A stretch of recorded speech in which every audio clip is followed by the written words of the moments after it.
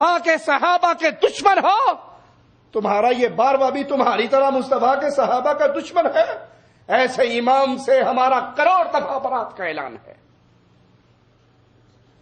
یہ تم نے فرضی قصے گھڑ رکھے ہیں، فرضی کہانیاں گھڑ رکھی ہیں، وگرنہ صحابہ اور اہل بیت میں محبت کی داستانیں ہیں، صحابہ اور اہل بیت میں رشتہ دار یہ ہے، صحابہ اور اہل بیت میں نکاح اور تعلقات ہیں، وہ ایک دوسرے سے بیٹیاں لیتے رہے، بیٹیاں دیتے رہے۔ سیدنا عمر آئے تھے سیدنا علی کے پاس، کہا تھا میرے آقا کا فرمان ہے قیامت کے دن ہر نسب و حسب ٹوٹ جائے گا، خاندانی رشتہ داریاں حسب و نسب ختم ہو جائے گا سوائے محمد الرسول اللہ کے نسب کے۔ صلی اللہ علیہ وسلم، علی میرا جی چاہتا ہے کہ میرا نکاح بھی مصطفیٰ علیہ صلاۃ والسلام کے خاندان میں ہو جائے، میں بھی اس حسب و نسب میں شامل ہو جاؤں۔ اور سیدنا علی رضی اللہ تعالی عنہ اپنی بیٹی کا نکاح محمد کریم صلی اللہ علیہ وسلم کے صحابی سیدنا عمر سے کرتے ہیں۔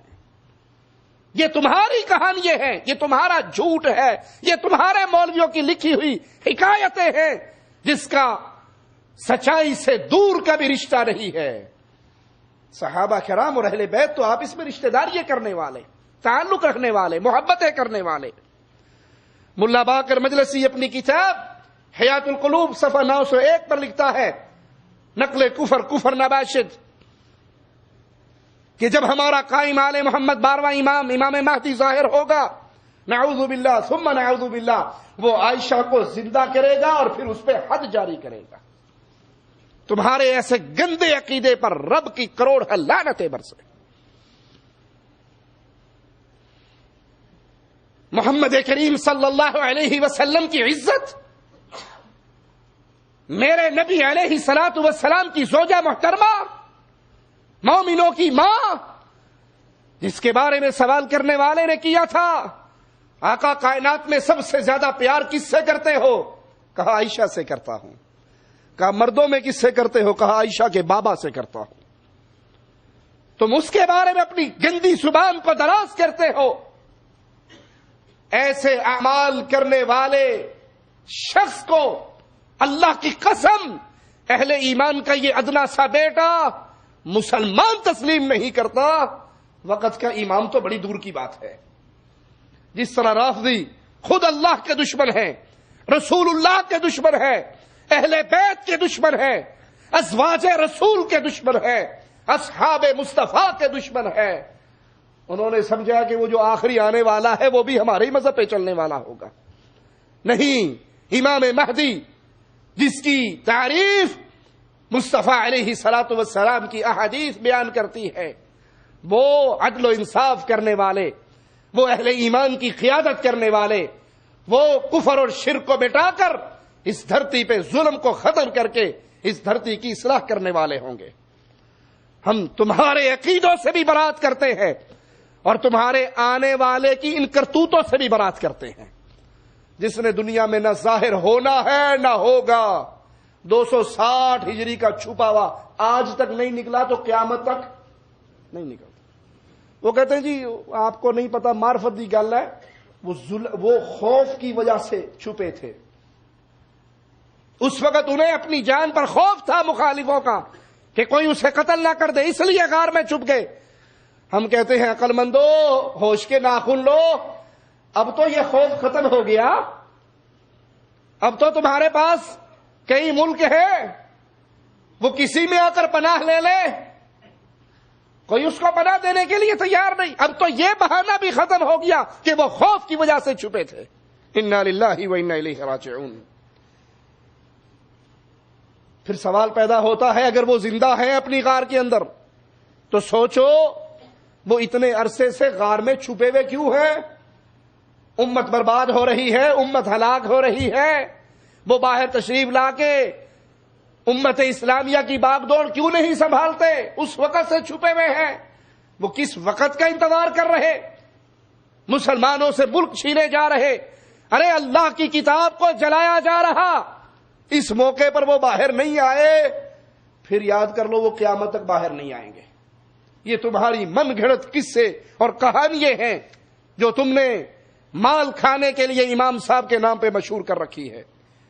امام ابن کثیر رحمہ اللہ فرماتے ہیں کہ احادیث میں مہدی محمد بن عبداللہ کے بارے میں جو روایات وارد ہوئی ہیں، فرماتے ہیں اہل سنت کا امام مہدی بلاد مشرق سے ظاہر ہوگا، نہ کہ سامرا کی غار سے، جیسے کہ رافضیوں کا عقیدہ ہے. اور یہ عقیدہ محض حماقت، شیطان کی طرف سے شدید گمراہی اور دھوکہ دہی ہے. اس عقیدے کی دلیل نہ اللہ کے قرآن میں ہے، نہ مصطفیٰ علیہ السلام کے فرمان میں ہے، اور نہ ہی عقل اس کو تسلیم کرتی ہے. خوف کی وجہ سے چھپ گئے، خوف کا معاملہ ختم ہو گیا. اب کیوں نہیں باہر آتے؟ وہ تب آئیں گے جب ظلم و ستم بڑھ جائے گا. امت پہ کتنا ظلم ٹوٹ رہا ہے، کیوں نہیں باہر آتے؟ یہ ڈرامے بازی ہے، یہ دھوکہ دہی ہے، یہ قصے کہانی ہے، یہ مال کھانے کا طریقہ ہے جو ذاکروں نے اپنی عوام کے لیے بنا رکھا ہے. دوسرا شخص جس نے مہدی ہونے کا دعویٰ کیا وہ عبداللہ بن سبا نے دعویٰ کیا کہ سیدنا علی بن ابی طالب رضی اللہ عنہ وارضا مہدی منتظر ہے، اور اس کا خیال تھا کہ وہ دنیا میں واپس پھر آئیں گے. تیسرا جس نے مہدی ہونے کا دعویٰ کیا وہ مختار بن عبید ثقفی.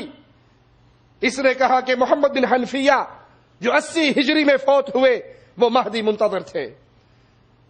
محمد بن عبداللہ بن حسن بن علی بن ابی طالب جو سن 145 ہجری میں فوت ہوئے، یہ بہت روزے دار، بڑی نمازیں پڑھنے والے، اللہ کے بڑے نیک انسان.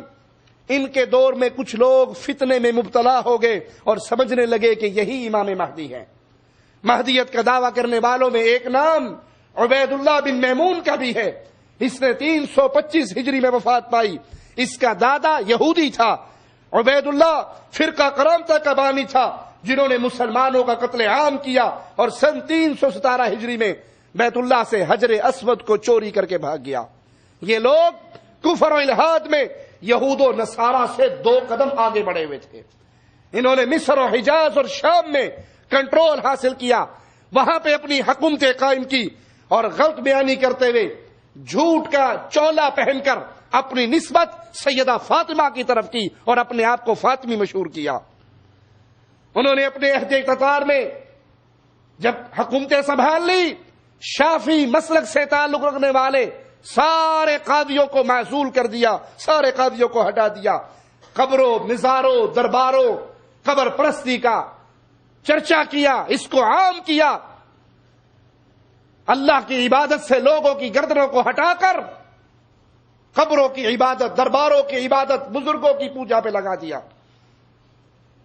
امام ابن کثیر رحمہ اللہ فرماتے ہیں فاطمیوں کا دور حکومت 280 برس سے زیادہ عرصے پر محیط ہے.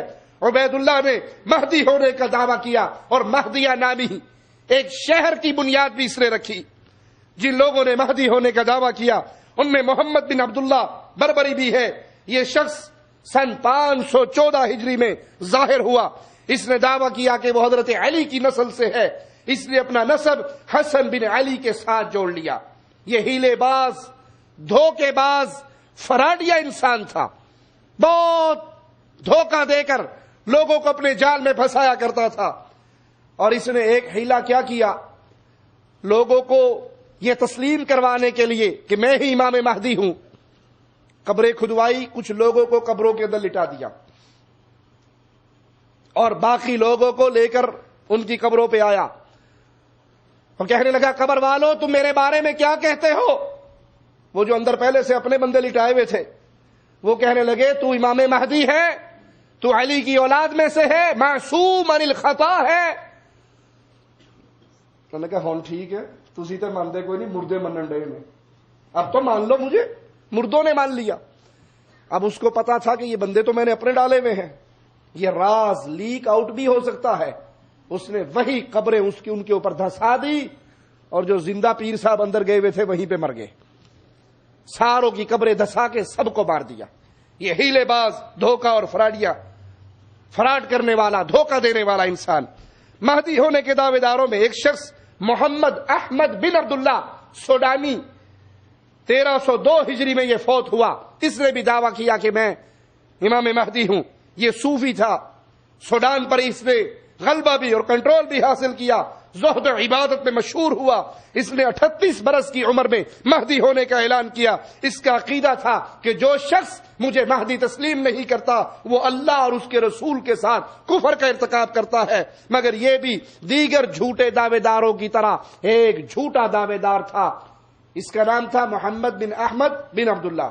اور حدیث میں کیا آتا ہے مہدی کا نام کیا ہوگا؟ محمد بن عبداللہ.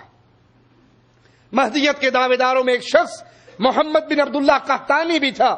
یہ شخص سعودیہ میں ریاض کے شہر میں ظاہر ہوا. اس نے ایک روز خواب دیکھا کہ وہ مہدی ہے. کچھ لوگوں نے اس کی بیعت کر لی, کچھ اس کے مرید بن گئے, اس کے ساتھ چل پڑے, اور سن 1400 ہجری میں جا کر بیت اللہ کے اندر انہوں نے اپنے آپ کو محصور کر لیا اور وہاں پر اعلان کر دیا کہ میں مہدی ہوں. یہ واقعہ فتنہ حرم کے نام سے مشہور ہوا اور بالآخر اس کے قتل کے ساتھ یہ فتنہ ختم ہو گیا.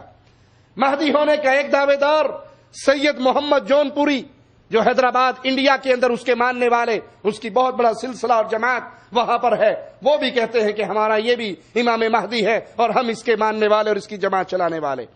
مہدی ہونے کے دعوے داروں کے آئیے معاملے پر غور کرتے ہیں.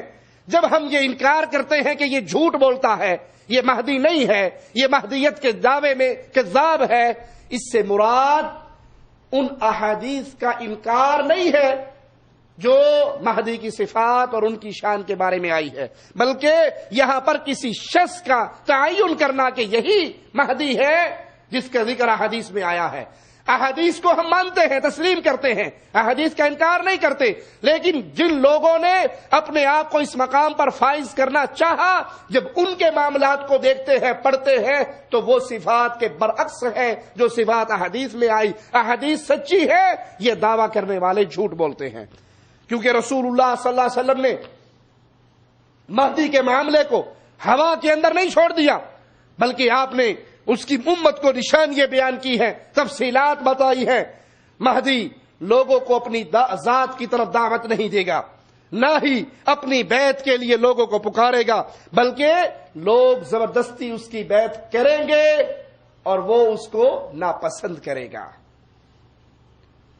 یہاں جتنے دعوے دار ہم نے بیان کیے انہوں نے خود دعویٰ کیا, لیکن وہ دعویٰ نہیں کرے گا, نہ ہی اپنی بیعت کی طرف بلائے گا. مہدی کا نام رسول کریم صلی اللہ علیہ وسلم کے نام اور آپ کے والد محترم کے نام پہ ہوگا. اس کا نسب سیدنا حسن بن علی تک پہنچے گا. حدیث میں مذکور جسمانی صفات میں اس کے اندر موجود ہونا ضروری ہے, جیسے آپ نے فرمایا چوڑی پیشانی والا, اٹھی ہوئی ناک والا. جن حالات میں امام مہدی کا ظہور ہوگا, ایک خلیفہ کے اختلاف, ایک خلیفہ کی موت پر اختلاف واقع ہوگا, زمین ظلم و ستم سے بھر جائے گی. 3 خلفاء کے بیٹے آپس میں جنگ کر رہے ہوں گے. مہدی ایک نیک متقی شخص ہوگا, وہ علم شریعت, حکمت اور دانش سے لبریز ہوگا. اس کا ظہور سامرا کی غار سے نہیں ہوگا, بلکہ وہ مکہ المکرمہ میں آئے گا. حجر اسود اور مقام ابراہیم کے درمیان اس کی بیعت کی جائے گی. اس کی بیعت حجر اسود اور مقام ابراہیم, اس کے درمیان اس کی بیعت کی جائے گی. یہاں ایک سوال پیدا ہوتا ہے کہ وہ کیا حالات و اسباب تھے جن کے سبب کسی نے اپنے آپ کو مہدی کہا یا لوگ اس کے بارے میں یہ گمان کرنے لگے. اس کا جواب یہ ہے کہ مہدی کا دعویٰ کرنے والے بعض تو ایسے لوگ ہیں جنہوں نے حکومت لینے کے لیے, لوگوں پہ غلبہ حاصل کرنے کے لیے جھوٹ کا سہارا لیا, بہتان کا سہارا لیا, اور وہ اپنے آپ کو مہدی بنا بیٹھے تاکہ لوگوں پر حکومت